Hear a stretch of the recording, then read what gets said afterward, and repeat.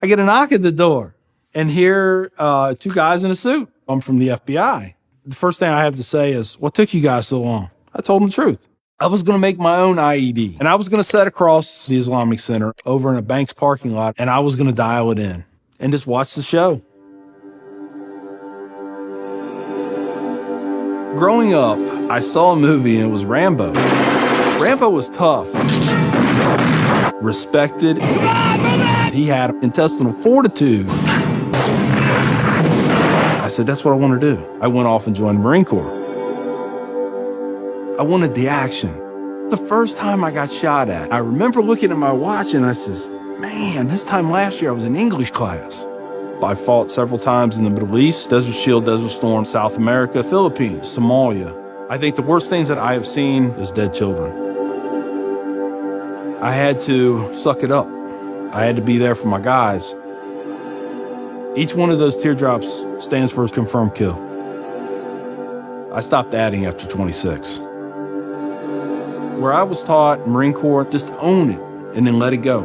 But there comes a time when there's too much of that and you can't turn it off anymore. I want you to give me a window into your state of mind at that time.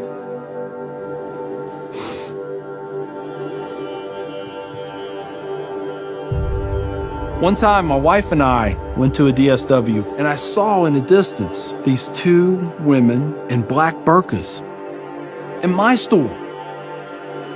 I cried as I prayed for enough strength to go over there and break both their necks. I was just angry. I was just full of hate, and it just fed off itself. At that point, I was drinking a half-gallon of vodka every 2 days. I had devised a plan, create my own IED, homemade bomb, and I was going to set it off right outside the Muncie Islamic Center. 200 plus killed or injured. That was the plan. I saw an opportunity to do one last thing for my country. This was my rationale. I knew I would end up in a federal prison with a needle in my arm. I didn't care. My hatred of Islam, it was the only thing that was keeping me alive. So one day my daughter comes home, second grade maybe. She was telling me about this little boy who sat across from her. His mom came to get him. She said she had scarves on her and she had a dress all the way down to her feet and you couldn't see her on nothing but her eyeballs. At that point I snapped, started spewing things out of my mouth that should never be said in front of children or anything. She didn't say anything. It was the look on her face. I remember my daughter looking at me like I was absolutely the craziest person on the face of the earth. She was my little buddy. She used to say we were road dogs. I know I saw it in her eyes. I made her question that love. And that's when the light bulb came on. I decided to give the people of this community one more chance. So I went to the Islamic Center, see a gentleman in the shoe room taking off his shoes. He looks at me and he smiles. He said, "Can I help you?" And I said, "Yeah, I want you to teach me about Islam." So he went and he gave me a Quran. "Read this. Come back when you have questions." So I did. And I would see things in the book. I'd be like, there it is. I got them right there. Explain that to me. And they would. This was a kind of awakening.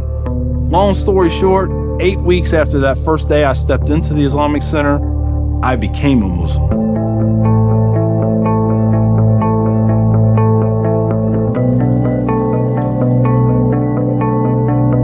I'm a Muslim, a veteran, and a proud American.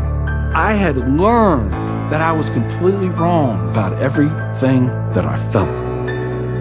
You know, Judaism had a message, Christianity had a message, Islam had a message. Funny thing is, though, it was the same message. It was about peace, and it was about love. Please join me in welcoming Mr. McKinney.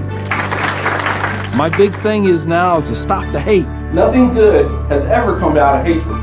I've done too many things. I've hurt a lot of people. I have to live with that. But if I can stop somebody else on the path of non-forgiveness, I won.